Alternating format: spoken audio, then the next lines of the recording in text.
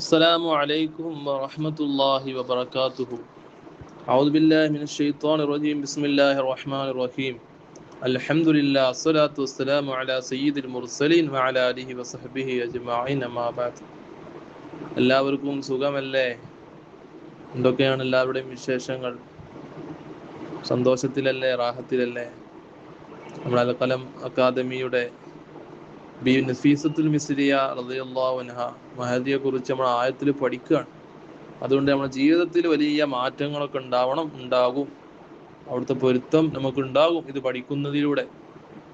അപ്പൊ എല്ലാവരും കഴിഞ്ഞ ക്ലാസ്സുകളിൽ നമ്മൾ ഓർമ്മപ്പെടുത്തിയതുപോലെ പോയിന്റുകളൊക്കെ എഴുതി വെച്ച് അതിനായൊരു നോട്ടൊക്കെ വാങ്ങി നല്ല ഉഷാറായിട്ട് ഇൽമു പഠിക്കുകയാണ്. ഒന്നും വെറുതെ ആവൂല എന്ന ചിന്തയോട് കൂടി പഠിക്കുക. അള്ളാഹു നമുക്ക് വലിയ പുരോഗതി ഇതിലൂടെ നൽകുമാറാവട്ടെ. നഫീസ റളിയല്ലാഹു അൻഹന്റെ ഉപ്പാന്റെ പേര് നമുക്ക് ഓർമ്മല്ലേ? എന്താണ് ഉപ്പാന്റെ പേര്? പറയൂ. ഉപ്പാന്റെ പേരെന്തേനി? സയ്യിദ് നമ്മൾ പറഞ്ഞല്ലോ, തങ്ങന്മാർക്ക് നമ്മൾ സയ്യിദ് അഹ്ലു ബൈത്താവുമ്പോ അങ്ങനെ പറയുന്നത്. ബഹുമാനപ്പെട്ട അലി റളിയല്ലാഹുവിന്റെ കുടുംബ പരമ്പരയിലാണ് നഫീസുൽ മിസ്രി റളിയല്ലാഹു അൻഹു പറഞ്ഞല്ലോ. അപ്പൊ സയ്യിദാണ്, തങ്ങളാണ് അവരുടെ ഉപ്പാന്റെ പേരെന്തേനു? ഹസൻ അൻവർ അല്ലേ? സയ്യിദ് ഹസൻ അൻവർ. ഉപ്പാന്റെ പേരോ? ഉപ്പാന്റെ പേരോ? എല്ലാരും പറയൂ. എന്തേനു? സയ്യിദ്. ഉപ്പാന്റെ പേര് സയ്യിദ് അൽ ഇമാം സയ്യിദുൽ അബ്ലജ് അല്ലേ? നമ്മൾ പറഞ്ഞിരുന്നു സയ്യിദ് സയ്യിദുൽ അബ്ലജ് എന്നാണ് ഉപ്പാന്റെ പേര്, സയ്യിദ് സയ്യിദുൽ അബ്ലജ്. അപ്പം ഈ ഉപ്പാപ്പ ചെറുപ്പം മുതൽ തന്നെ നഫീസ റളിയല്ലാഹുവിന്റെ ഉപ്പ സയ്യിദ് ഹസൻ അൻവർ, ഉപ്പാപ്പ സയ്യിദ് സയ്യിദുൽ അബ്ലജ് അല്ലേ?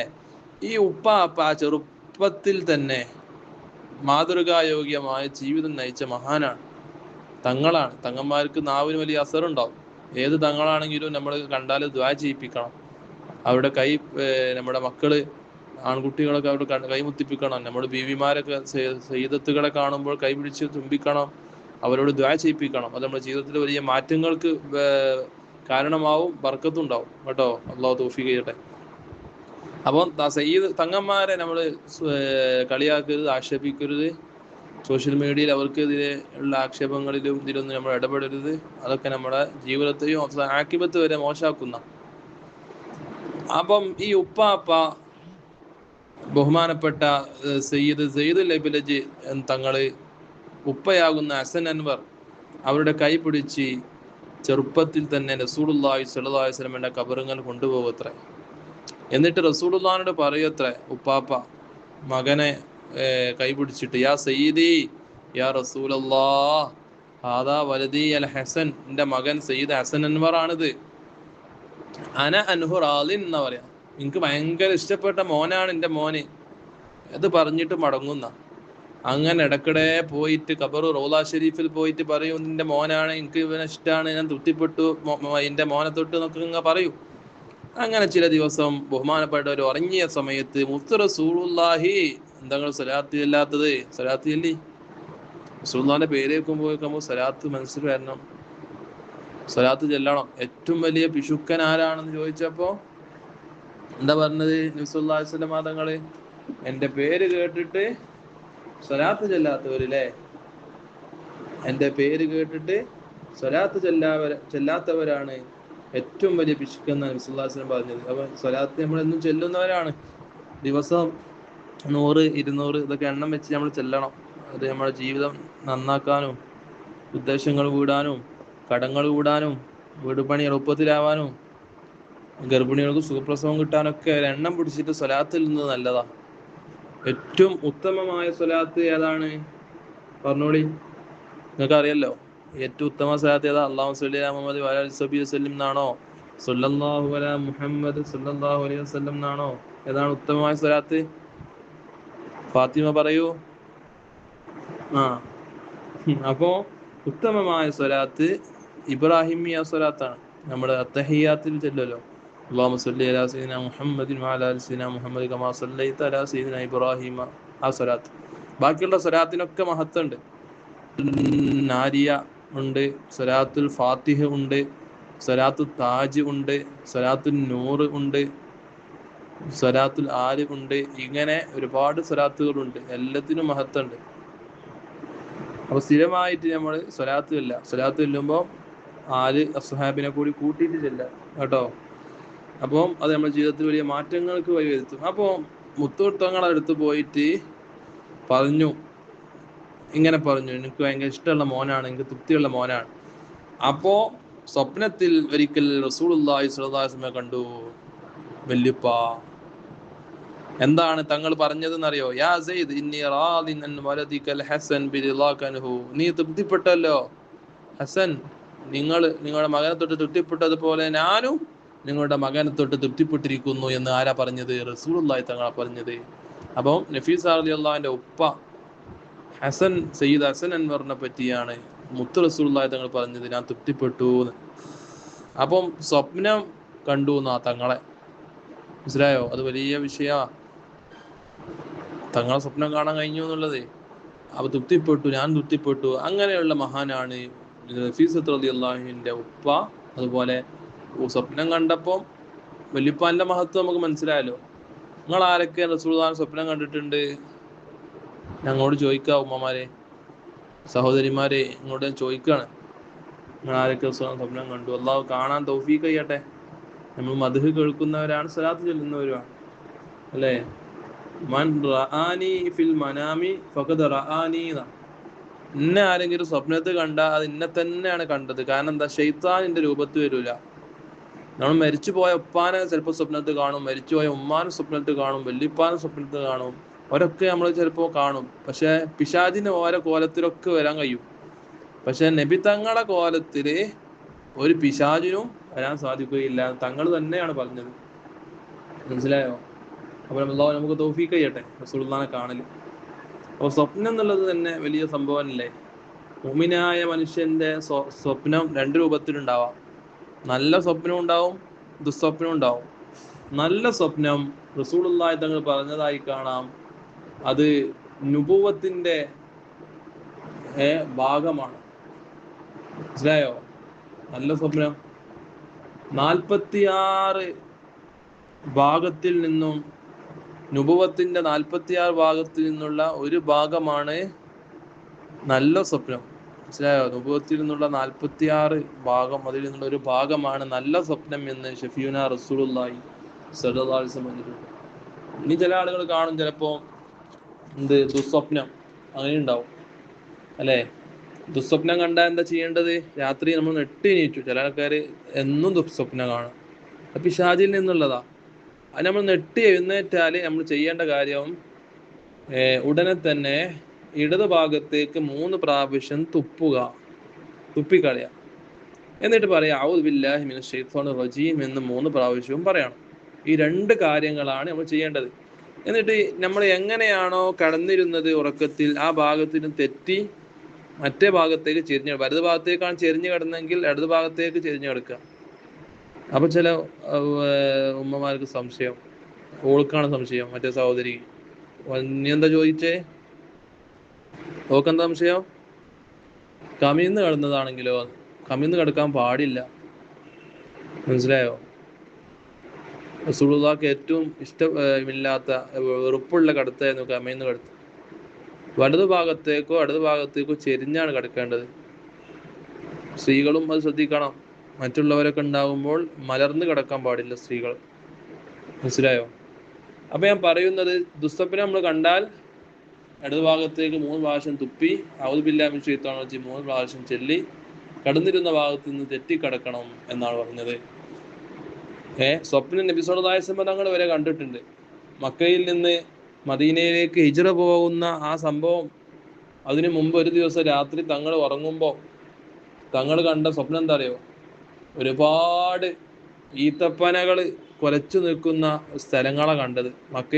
മക്കയിലായിരിക്കും സ്വപ്നം കണ്ട. ഒരുപാട് ഈത്തപ്പന തിങ്ങി നിറഞ്ഞ് കുലച്ചു നിൽക്കുന്ന ഒരു സ്ഥലം. റസൂലുള്ളാഹി തങ്ങൾ പറയാ, ഞാൻ വിചാരിച്ചു അത് യമാമ ആയിരിക്കും. യമാമ എന്ന് പറഞ്ഞ സ്ഥലമുണ്ട്, അല്ലെങ്കിൽ ഹജ്ർ എന്ന സ്ഥലമുണ്ട്, അതായിരിക്കും എന്ന് വിചാരിച്ചേ. മനസ്സിലായോ? യമാമ ആയിരിക്കും അല്ലെങ്കിൽ ഹജ്ർ ആയിരിക്കും. എന്നാൽ പിന്നീട് തങ്ങൾ പോയ മദീനത്ത് ഈത്തപ്പനകൾ ഇഷ്ടം പോലെയാണ്. മനസ്സിലായോ? മദീനത്ത് പോകാൻ അല്ലാഹു തൗഫീഖ് ചെയ്യട്ടെ. ഈത്തപ്പന നിറഞ്ഞു നിൽക്കുന്ന നാടാണല്ലോ. എല്ലാവരും ഒരു സ്വലാത്തിൽ സ്വലാത്തുല്ലാഹ് സലാമുല്ലാഹ് അലാ ത്വാഹ റസൂലില്ലാഹ് സ്വലാത്തുല്ലാഹ് സലാമുല്ലാഹ് അലാ യാസീൻ ഹബീബില്ലാഹ് ഇലാഹി സല്ലിമിൽ ഉമ്മ മിനൽ ആഫാതി വന്നിഖമ വമിൻ ഹമ്മിൻ വമിൻ ഉമ്മ ബിഹഖി സയ്യിദിനാ മുഹമ്മദ് സ്വലാത്തുല്ലാഹ് സലാമുല്ലാഹ് അലാ ത്വാഹ റസൂലില്ലാഹ് സ്വലാത്തുല്ലാഹ് സലാമുല്ലാഹ് അലാ യാസീൻ ഹബീബില്ലാഹ്.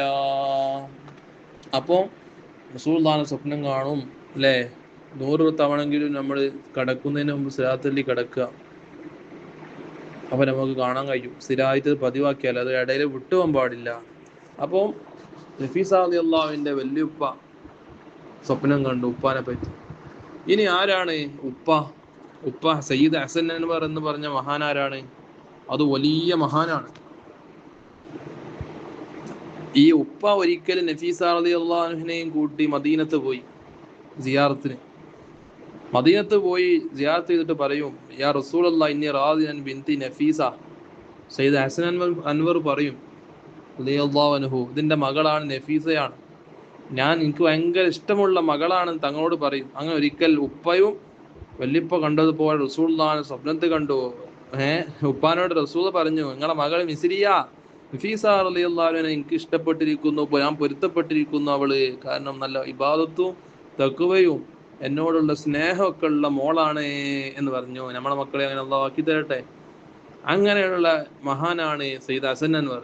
തങ്ങളെ സ്വപ്നത്തിൽ കണ്ട മഹാനാണ്. മാത്രമല്ല താബിഈങ്ങളിൽപ്പെട്ട വലിയ പ്രമുഖരായ മഹാനുമാണ് ബഹുമാനപ്പെട്ട ഉപ്പ. മദീനത്ത് ഒരിക്കൽ ഭരണം വരെ നടത്തിയിട്ടുണ്ട്.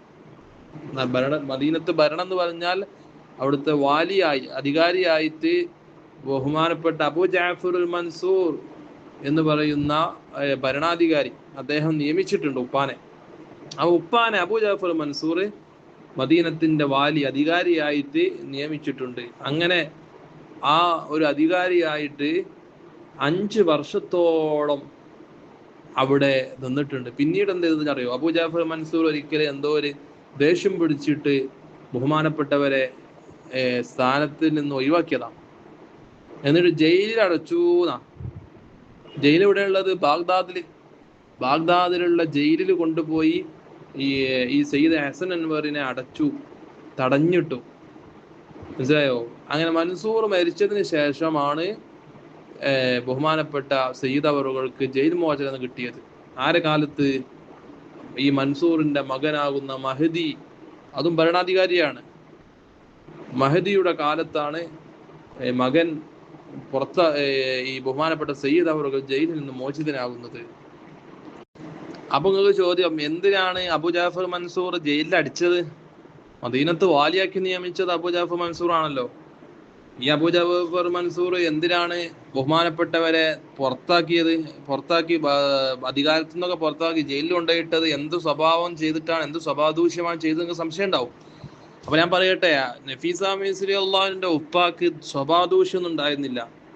പിന്നെ എന്തിനാ ജയിലിലടിച്ചത്? മദീനത്ത് വാലിയായിരിക്കുന്ന സമയത്ത്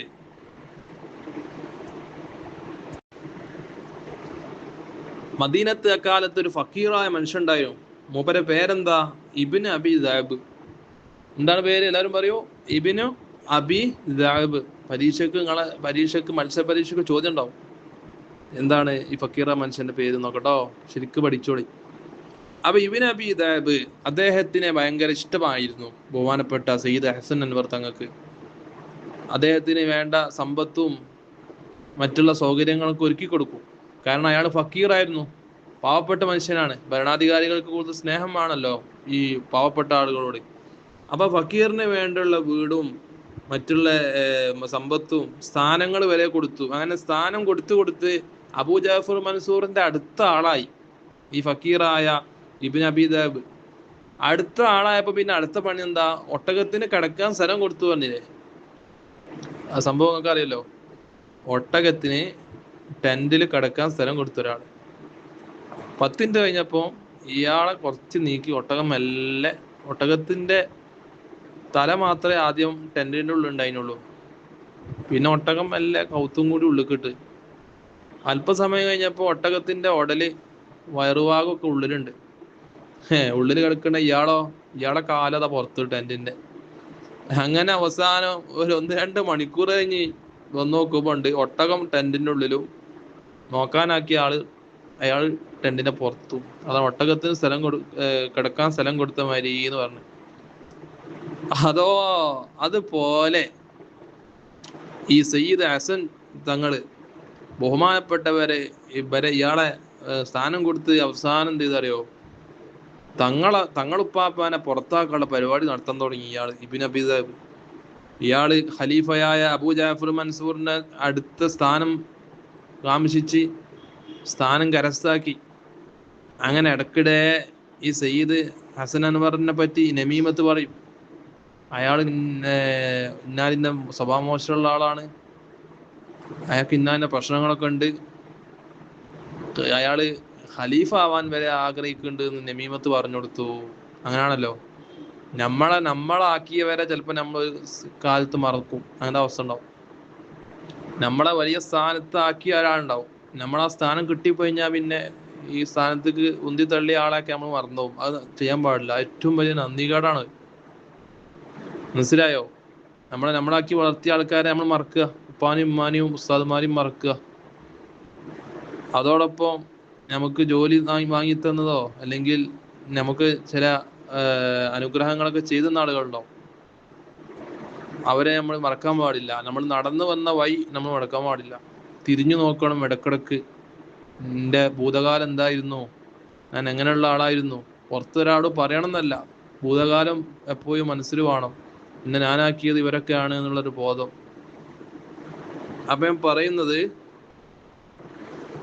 ബഹുമാനപ്പെട്ട അബൂ ജാഫർ മൻസൂറിനോട് ഇങ്ങനെ നമീമത്ത് പറഞ്ഞു കൊടുക്കും ഇയാള്. അവസാനം അബൂ ജാഫർ മൻസൂർ ഈ ഇബ്നു അബീ ദഅബിനെ വാക്ക് വിശ്വസിച്ച് അയാളെ വിശ്വസിച്ചുകൊണ്ട് സയ്യിദ് ഹസൻ അൻവറിനെ പുറത്താക്കി, മദീനന്റെ അധികാരി എന്ന സ്ഥാനത്ത് നിന്ന് പുറത്താക്കി, ഒഴിവാക്കി, അയാൾക്കുണ്ടായിരുന്ന സുഖങ്ങളും സൗകര്യങ്ങളും ഒക്കെ ഒഴിവാക്കി ബാഗ്ദാദിൽ ജയിലിൽ കൊണ്ടുപോയി അടച്ചു.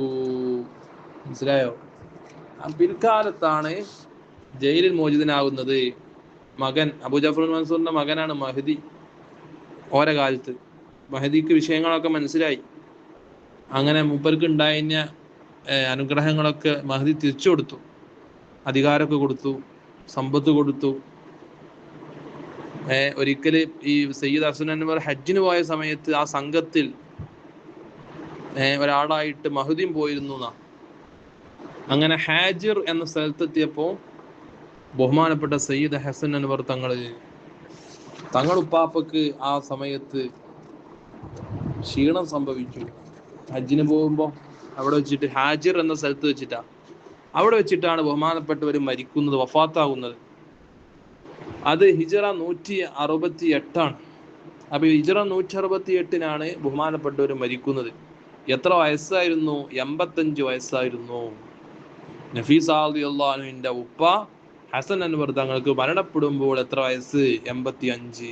ഹിജ്റ എത്രയിലാണ് മരണപ്പെട്ടത്? 168. എവിടെ വെച്ചാണ് മരണപ്പെട്ടത്? ഹാജിർ എന്ന സ്ഥലത്ത് വെച്ചാണ്. മയ്യത്ത് നിസ്കാരത്തിന് നേതൃത്വം നൽകിയത് ആരാണ്? അലി ഇബ്നു മദീ എന്ന് പറയുന്ന ആളാണ്. വലിയ മഹാനാണ്. മനസ്സിലായോ? ഈ ഹാജിർ എന്ന സ്ഥലം എവിടെയാണ്? അത് പഠിച്ചോളി. ഹാജിർ എന്ന സ്ഥലത്ത് വെച്ചാൽ മരിച്ചതെന്ന് പറഞ്ഞല്ലോ, മദീനത്ത് നിന്ന് 5 മൈലുകൾക്കപ്പുറമാണ്. മനസ്സിലായോ? മദീനയിൽ നിന്ന് 5 മൈലുകൾക്കപ്പുറം ഉള്ള സ്ഥലമാണ് ഹാജിർ. 5 മൈൽ നടന്നാൽ മതി മദീനത്ത് നിന്ന് ഹാജിറിലെത്തും. എന്നാൽ വേറെ അഭിപ്രായം ഉണ്ട്. ബഹുമാനപ്പെട്ടവർ മരണപ്പെട്ടത് ബാഗ്ദാദിലാണ്. ഖൈറുസാൻ എന്ന അറിയപ്പെട്ട ഒരു മക്കാമുണ്ട്, ഒരു മക്ബറ, ശ്മശാന ഭൂമി ബാഗ്ദാദിൽ, അവിടെയാണ് മരണപ്പെട്ട് കിടക്കുന്നത് എന്നൊരു അഭിപ്രായം ഉണ്ട്. എന്നാൽ പ്രബലമായ അഭിപ്രായം ബഹുമാനപ്പെട്ട തങ്ങൾ മരിച്ചത് ഹാജിർ വെച്ച് തന്നെയാണ് എന്നാണ്. അത് നിങ്ങൾ എഴുതി വെക്കണം, നോട്ട് ചെയ്ത് വെക്കണം. ബഹുമാനപ്പെട്ട സയ്യിദ് ഹസൻ അൻവർ എന്ന വലിയ മഹാനായിരുന്നു. ദുആ ചെയ്താൽ അപ്പം തന്നെ ഉത്തരം കിട്ടും, അത്ര വലിയ മഹാനായിരുന്നു. നഫീസ് റളിയല്ലാഹുവിന്റെ ഉപ്പയായ സയ്യിദ് ഹസൻ അൻവർ തങ്ങൾ ദുആ ചെയ്താൽ ഉത്തരം കിട്ടുന്ന മഹാനാണ്. അതിനൊരു ഉദാഹരണം, ഒരു പെണ്ണ് ഒരിക്കൽ ബഹുമാനപ്പെട്ടവരുടെ അടുത്തൂടെ നടന്നുപോയി. ബഹുമാനപ്പെട്ടവര് ഇബ്തഹ് എന്ന് പറഞ്ഞ സ്ഥലത്താണ് അപ്പോൾ ഉള്ളത്, മനസ്സിലായോ? അപ്പൊ ആ പെണ്ണിങ്ങനെ പോയപ്പോ പെണ്ണിന്റെ കൂടെ അതിന്റെ കുഞ്ഞുണ്ട്. പെട്ടെന്ന് കുഞ്ഞിനെ കാണാതായി. ആരാ കൊണ്ടുപോയത് എന്നറിയില്ല, എവിടെയാണ് പോയത് എന്നറിയില്ല. കുഞ്ഞിനെ കാണാതായ സമയത്ത് ബഹുമാനപ്പെട്ട സയ്യിദ് ഹസൻ അൻവർ തങ്ങളോട്, അവർക്കറിയാം മഹാനെ കുറിച്ച്, മഹാന് മുസ്തജാബു ദഅവത്താണ്, അള്ളാഹുവിനോട് ദുആ ചെയ്താൽ ഉത്തരം കിട്ടുന്ന മഹാനാന്ന് അറിയാം. ആ സമയത്ത് ഈ പെണ്ണ് പറഞ്ഞു മഹാനോട്, ഒന്ന് ദുആ ചെയ്തു തരണം, എൻ്റെ കുഞ്ഞിനെ തിരിച്ചു കിട്ടണം. സങ്കടപ്പെട്ട് പറഞ്ഞപ്പോ ആകാശത്തേക്ക് കൈ ഉയർത്തി അള്ളാഹുവിനോട് ദുആ ചെയ്തു. ഉടനെ തന്നെ അതാ കുഞ്ഞ് ഒരു പ്രയാസവും ബുദ്ധിമുട്ടും ഇല്ലാതെ, ഒരു പോറൽ പോലും ഏൽക്കാതെ കുഞ്ഞ് അപ്പുറത്ത് നിൽക്കുന്നു. ഉടനെ തന്നെ ഉമ്മ അതിനെ വാരിക്കോരിയെടുത്തു, ചുംബിച്ചു. ഒരു പ്രയാസവും ഒന്നുമില്ല. അപ്പൊ അത്രക്ക് ദുആക്ക് ഉത്തരം കിട്ടുന്ന മഹാനായിരുന്നു ബഹുമാനപ്പെട്ട നഫീസ് റളിയല്ലാഹുവിന്റെ ഉപ്പ, മനസ്സിലായോ? അത്രക്ക് മഹാനായിരുന്നു. ദുആക്ക് ഉത്തരം കിട്ടാൻ ചെറിയ കാര്യമല്ലോ. നിങ്ങളെ കൂട്ടത്തിൽ തന്നെ എനിക്കറിയാം ചില സഹോദരിമാരൊക്കെ ഉണ്ട് ദുആക്ക് ഉത്തരം കിട്ടുന്ന, നാവിന് അസറുള്ള, ദിക്റ് ചൊല്ലി സ്വലാത്ത് ചൊല്ലി എന്നും ചെല്ലണ, ചിലപ്പോൾ ഹദ്ദാദ് റാത്തീബ് അതൊക്കെ എന്നും ചെല്ലണവർക്ക് നാവിന് വലിയ അസറുണ്ടാവും. ഹദ്ദാദൊക്കെ സ്ഥിരമായി ചെല്ലണവർക്ക്, സ്വലാത്ത് പതിവാക്കണവർക്കൊക്കെ ഒരു ദുആ ചെയ്ത അള്ളാഹ് തട്ടൂല. അങ്ങനത്തെ പെണ്ണുങ്ങൾ നിങ്ങളെ കൂട്ടത്തിൽ ഉണ്ട് എന്ന് എനിക്കറിയാം. അതുകൊണ്ട് നിങ്ങൾ എനിക്ക് വേണ്ടി ദുആ ചെയ്യണം. ബഹുമാനപ്പെട്ടവര് വലിയ ക്ഷമയുള്ള മഹാനായിരുന്നു. സഹനം, ഔദാര്യം എത്രത്തോളം എന്ന് പറഞ്ഞാൽ ഉള്ള സമ്പത്തൊക്കെ അള്ളാഹുവിന്റെ മാർഗത്തിൽ കൊടുക്കും, ചെലവഴിക്കും. അത് മഹാന്മാരുടെ വിശേഷണമാണ്. എത്ര കിട്ടിയാലും അതൊക്കെ കൊടുക്കുക പള്ളിയിലേക്ക്, മദ്രസയിലേക്ക്. നമ്മുടെ നാട്ടിലുള്ള മദ്രസകളൊക്കെ ഉണ്ടായത് അങ്ങനെയാണ്. എത്രയോ ഉമ്മമാര് കാതിലും കയ്യിലൊക്കെ ചുറ്റും വളൊക്കെ കൊടുത്തിട്ടാണല്ലോ ഉണ്ടായത്. ഇപ്പം സ്വർണത്തിന് വില കൂടി. ഇപ്പൊ നിങ്ങൾക്ക് തന്നെ മടിയാണല്ലേ എടുത്ത് ഊരിക്കൊടുക്കാൻ. എങ്ങനെയപ്പോ ഈ വള കൊടുക്കുക, എങ്ങനെയപ്പോ ഈ ചുറ്റ് കൊടുക്കുക എന്നൊക്കെ. അപ്പൊ അത് അവിടെ ഉണ്ടാവും, ഡെപ്പോസിറ്റ് ആയിട്ട് ഉണ്ടാവും, നമുക്ക് ഖബറിലേക്കും നാളെ ആഖിറത്തിലേക്കും. ദുനിയാവില് മറ്റുള്ളവർ കാണാൻ ചിലപ്പം ഉണ്ടായി കൊള്ളണമെന്നില്ല, എങ്കിലും ആഖിറത്തിലേക്ക് നമുക്ക് ഡെപ്പോസിറ്റ് ഉണ്ടാവും. അതുകൊണ്ട് തന്നെ മദീനയിൽ ബഹുമാനപ്പെട്ടവര് ഒരുപാട് ആളുകൾക്ക് ധർമ്മം ചെയ്തിരുന്നു മഹാനവറുകൾ.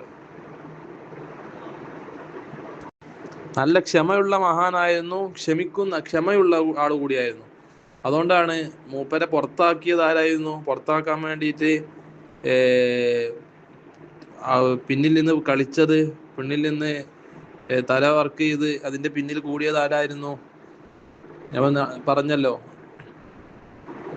അബുജാഫർ മൻസൂറിന്റെ കൂടെ കൂടി മഹാനവറുകളെ പുറത്താക്കാൻ വേണ്ടി ശ്രദ്ധിച്ച ആളായിരുന്നു ഇബ്നു അബി ദഅബ്. ഈ ഇബ്നു അബി ദഅബ് പിന്നീട് പിൽക്കാലത്ത് മഹദി എന്നവര് ബഹുമാനപ്പെട്ട സയ്യിദ് അവറുകൾക്ക് സ്ഥാനം തിരിച്ചു കൊടുത്തല്ലോ. ആ തിരിച്ചു കിട്ടിയ സമയത്ത് ശരിക്ക് ബഹുമാനപ്പെട്ടവർ എന്ത് ചെയ്യാമായിരുന്നു? ഇബ്നു അബി ദഅബിനെ പുറത്താക്കാനുള്ള അവസരങ്ങൾ ഉണ്ടായിരുന്നു. ഇബ്നു അബി ദഅബിനെ പുറത്താക്കാനും മൂപ്പർക്കെതിരെ നടപടി എടുക്കാനും ജയിലിലടക്കാനുള്ള അധികാരം വരെ മഹദി കൊടുത്തിരുന്നു. പക്ഷെ അതിനൊന്നും നിന്നില്ല. ബഹുമാനപ്പെട്ടവരുടെ നല്ല സ്വഭാവവും സഹനവും കൊണ്ട് പ്രതികാരത്തിനൊന്നും ഒരുങ്ങിയില്ല. നബി സല്ലല്ലാഹു അലൈഹി വസല്ലമയുടെ റൂട്ട് അതല്ലല്ലോ. അപ്പോൾ റസൂലുള്ളാഹി സ്വല്ലല്ലാഹു അലൈഹി വസല്ലമയുടെ റൂട്ട് എന്താണ്? മാപ്പ് കൊടുക്കുക, ക്ഷമിക്കുക എന്നാണ്. അതുകൊണ്ട് തന്നെ ഈ ഭരണത്തിലേക്ക് തിരിച്ചു വന്ന സമയത്ത് തനിക്കെതിരെ നമീമത്ത് പറഞ്ഞ് തിരിപ്പുണ്ടാക്കി പുറത്താക്കാൻ സഹായിച്ച ഇബ്നു അബി ദഅബിലേക്ക് വലിയൊരു ഹദിയ കൊടുത്തയച്ചു. മഹാന്മാരങ്ങനെയാണ്. ഒരാൾ ഈബത്ത് പറഞ്ഞെന്ന് പറഞ്ഞാൽ അവർക്ക് പൈസ കൊടുക്കും. എന്നെ പറ്റി ഇന്നാൾ എടോ കുറ്റം പറഞ്ഞിടുന്ന് പറഞ്ഞാൽ, ഓന്റെ സുബൈസ്കാരൻ എനിക്ക് കിട്ടി, ഓന്റെ സ്വതക്ക എനിക്ക് കിട്ടി, ഓന് ആ ഈബത്തിലൂടെ എന്തൊക്കെയാ ഇപ്പൊ എനിക്ക് തന്നത് എന്ന് പറഞ്ഞാണ്ട് അവർക്ക് പണം കൊടുത്തേക്കും, സ്വതക്കുകൾ കൊടുത്തേക്കും. അത് മഹാന്മാരെ ശീല. കാരണം ആഖിറത്തില് ഓന്റെ അമലി എനിക്ക് കിട്ടുമല്ലോ എന്നുള്ള. അതുകൊണ്ട് വലിയ പണക്കി കൊടുത്തയച്ചു. മാത്രമല്ല ഒരുപാട് സമ്പത്ത് പിന്നെയും അദ്ദേഹത്തിന് ചെറുതും വലുതുമായി കൊടുത്തയച്ചിട്ടുണ്ടായിരുന്നു. ഒരിക്കലും അദ്ദേഹത്തെ ആക്ഷേപിച്ചിട്ടുണ്ടായിരുന്നില്ല. അപ്പം അത്രക്ക് വലിയ മഹാനായിരുന്നു ബഹുമാനപ്പെട്ടവര്.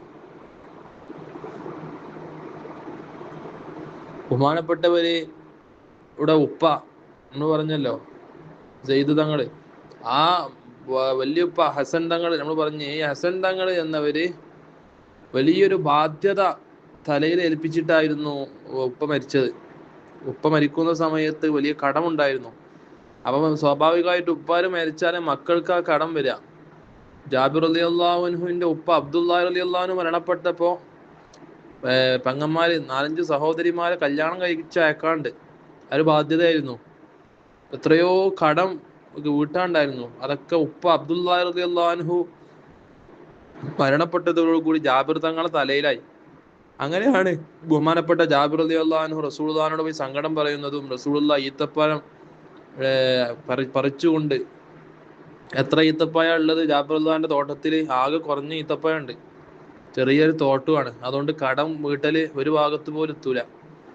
കടലില് കായം കലക്കാറില്ലേ, അത്തേ കലങ്ങും അല്ലല്ലോ, അങ്ങനെ ആയി പോവുള്ളൂ. അപ്പൊ കടം വീട്ടാനുള്ള സാഹചര്യം സന്ദർഭവും സമ്പത്തൊന്നും ഇല്ല. അപ്പൊ തങ്ങൾ പറഞ്ഞു, ഉള്ള ഈത്തപ്പഴം അങ്ങോട്ട് എടുക്ക് ജാബിറേ, കടമുള്ള ആൾക്കാരെ അങ്ങോട്ട് വിളിക്ക് ജാബിറേ. റസൂലുള്ളാഹി സ്വല്ലല്ലാഹു അലൈഹി വസല്ലം അതിന്റെ വട്ടിയുടെ അടുത്തടി ഇരുന്നിട്ട് കടക്കാര് വരുന്നു, ഈത്തപ്പഴം കൊടുക്കുന്നു. കടക്കാർക്ക് എത്രയാണോ കടമുള്ളത് അനുസരിച്ച് ഈത്തപ്പഴം വാരി കൊടുക്കുന്നു. ഈത്തപ്പഴം ബാക്കിയായി. നബി സല്ലല്ലാഹു അലൈഹി വസല്ലമയുടെ ഒരു മുഅ്ജിസത്ത്, അത്ഭുതമാണ്. എന്നാൽ ബഹുമാനപ്പെട്ട സയ്യിദ് ഹസൻ അൻവർ തങ്ങൾ ഇവിടെ ഉപ്പ മരണപ്പെടുമ്പോഴും അങ്ങനെ തന്നെ വലിയൊരു ബാധ്യത. 4000-ഓളം ദീനാർ. ദീനാർ എന്ന് പറഞ്ഞാൽ അറബിയിൽ സ്വർണ്ണ നാണയം എന്നാ, അത് പഠിച്ചു വെച്ചോളി. ദിർഹം എന്ന് പറഞ്ഞാൽ അറബിയില് വെള്ളി നാണയം എന്നാ, അതും എഴുതി വെച്ചോളി. ദിർഹം വെള്ളി നാണയം, ദീനാറ് സ്വർണ്ണ നാണയം. അപ്പൊ 4000 സ്വർണ്ണ നാണയം കടത്തിലാക്കിക്കൊണ്ടാണ് ഉപ്പ മരിച്ചത് ബഹുമാനപ്പെട്ടവരെ. എന്നാൽ ബഹുമാനപ്പെട്ട സയ്യിദ് ഹസൻ തങ്ങള് പറഞ്ഞിട്ടുണ്ടായിരുന്നു, ഈ കടങ്ങൾ, ഉപ്പാന്റെ കടങ്ങളൊക്കെ ഞാൻ മരണപ്പെടുന്നതിന് മുമ്പ് തീർക്കും എന്ന് പറഞ്ഞിട്ടുണ്ടായിരുന്നു. ഈ 4000 ദിർഹം, ദീനാർ, സ്വർണ്ണ നാണയം വാഗ്ദത്തം ചെയ്തിട്ടുണ്ടായിരുന്നു. സയ്യിദ് ഹസൻ അൻവർ അത് വീട്ടാതെ മരിക്കൂല, മരണപ്പെടുന്നതിന് മുമ്പ് അതൊക്കെ വീട്ടി. അങ്ങനെയാണ് ബഹുമാനപ്പെട്ട് മരണപ്പെടുന്നത്. അള്ളാഹു നമുക്കും കടങ്ങളില്ലാതെ മരിക്കാൻ തൗഫീഖ് ചെയ്യുമാറാവട്ടെ. അപ്പൊ കടം വന്നാൽ അങ്ങനെയാണ്, ബാധ്യതയാണ്. ഹജ്ജ് നമ്മൾ ചെയ്തില്ലെങ്കിൽ അത് നമ്മുടെ ജീവിതത്തിൽ ബാധ്യത, അള്ളാഹുമായിട്ടുള്ള കടാണ്. ആരോഗ്യമുള്ള സമയത്ത് ഹജ്ജ് ചെയ്യണം, മനസ്സിലായോ? മരിച്ചാൽ അത് മക്കളെ തലയിലാവും അതിന്റെ ബാധ്യത. നിർബന്ധമാണല്ലോ നമുക്ക്. പറമ്പ് വിറ്റിട്ടെങ്കിലും ഹജ്ജിന് പോകണം. ആണിനും പെണ്ണിനും ഒക്കെ നിർബന്ധമല്ല, പ്രായപൂർത്തിയായ എല്ലാവർക്കും. നേരത്തെ ചെയ്താൽ ആ കടമ, അള്ളാഹുമായിട്ടുള്ള കടം അവിടെ വീടി.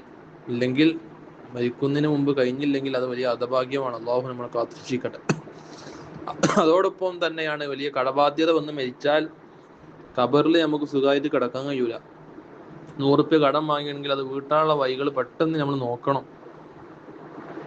കാരണം മരിച്ചതിന് ശേഷം കടബാധ്യതകളുണ്ടെങ്കിൽ, സ്വത്തൊന്നുമില്ല എന്നാ കഫൻ തുണി ഉണ്ട്, ആ കഫൻ തുണി കൊടുത്തിട്ടെങ്കിലും കടം വീട്ടണം എന്നാണ് നമ്മുടെ കർമ്മശാസ്ത്ര പണ്ഡിതന്മാർ പറഞ്ഞത്. അത്രക്ക് ഗൗരവമുള്ള വിഷയമാണ് കടം. പള്ളി മെഹ്റാബിൽ നമ്മളെ മയ്യത്ത് കൊണ്ടെന്ന് വെച്ചിട്ട് കേട്ടോ, പള്ളി മെഹ്റാബിലെ നമ്മളെ മയ്യത്തുണ്ടെന്ന് വെച്ചിട്ട് ഉസ്താദ് പറയും, എന്തെങ്കിലുമൊക്കെ ഉണ്ടെങ്കിൽ പൊരുത്തപ്പെടണം. പണം, സാമ്പത്തിക ബാധ്യത ഉണ്ടെങ്കിൽ മക്കളുമായിട്ടോ കുടുംബാദികളായിട്ടോ കണ്ട വീട്ടണം എന്ന് പറയും പള്ളിയത്ത് ഉസ്താദ്. അതെന്തേ? ഈ കടബാധ്യതയായിട്ട് ഖബറിൽ പോയി കിടന്നാലും സുഖം ഉണ്ടാവൂല, സന്തോഷം ഉണ്ടാവൂല, പ്രയാസങ്ങളും ദുഃഖങ്ങളും മാത്രമായിരിക്കും. അള്ളാഹു നമ്മുടെ കടങ്ങളൊക്കെ വീട്ടിൽ തെരുമാറാവട്ടെ. നാഫിയ ഇൽമു നമുക്ക് അള്ളാഹു ഏറ്റി തെരുമാറാവട്ടെ. നമ്മുടെ കുടുംബത്തിലും വീട്ടിലും ജോലികളിലും ഒക്കെ അള്ളാഹു ബർക്കത്ത് ചെയ്യട്ടെ. പടച്ചിറപ്പ് നമ്മുടെ ഉദ്ദേശങ്ങളൊക്കെ വീട്ടി നമ്മുടെ പ്രയാസങ്ങളും ഇടങ്ങേറുകളും ടെൻഷനുകളൊക്കെ അള്ളാഹു മാറ്റിത്തരട്ടെ. ബാധ്യതകളില്ലാതെ ഈ ലോകത്ത് നല്ല സമയത്ത് മരിക്കാൻ തൗഫീഖ് ചെയ്യട്ടെ. ബഹുമാനപ്പെട്ട ബീവി നഫീസത്തുൽ മിസ്രി റളിയല്ലാഹു അൻഹ, അടുത്ത ഉപ്പാപ്പമാര് അവരുടെയൊക്കെ പൊരുത്തം, മുത്ത് റസൂലുള്ളാഹി തങ്ങൾ വരെയുള്ള ആ മഹത്വക്കൂടെ സാധാരണ പൊരുത്തം അള്ളാഹു നമുക്കൊക്കെ നൽകി അനുഗ്രഹിക്കുമാറാവട്ടെ. ബഹുമാനപ്പെട്ട ബീവി നഫീസ റളിയല്ലാഹു അൻഹയെ കുറിച്ച് പഠിക്കുന്നത് അള്ളാഹു നമ്മുടെ ദുനിയാവും ആഖിറവും രക്ഷപ്പെടാനുള്ള കാരണമാക്കി തരുമാറാവട്ടെ. എല്ലാ പരീക്ഷകളിലും പരീക്ഷണങ്ങളിലും അള്ളാഹു നമുക്കും നമ്മുടെ മക്കൾക്കും ഉന്നതമായ വിജയം നൽകുമാറാവട്ടെ. ഇൻഷാ അള്ളാഹ് ഈ സെഷൻ അവസാനിപ്പിക്കുകയാണ്. അൽ-ഖലം അക്കാദമിയുടെ മൂന്നാമത്തെ സെഷൻ, മൂന്നാമത്തെ ക്ലാസ് ഇൻഷാ അള്ളാഹ് നഫീസ റളിയല്ലാഹുവിന്റെ ജനനമാണ്. ജനനം മുതൽ നമുക്ക് പറയാം. അള്ളാഹു നമ്മുടെ എല്ലാ സൗദ്യമങ്ങളും സ്വീകരിക്കുമാറാവട്ടെ. ദുആ വസിയത്തോടെ ആഖിർ ദഅവാന അൽഹംദുലില്ലാഹി റബ്ബിൽ ആലമീൻ. വസ്സലാമു അലൈക്കും വറഹ്മത്തുള്ളാഹി തആല വബറകാതുഹു.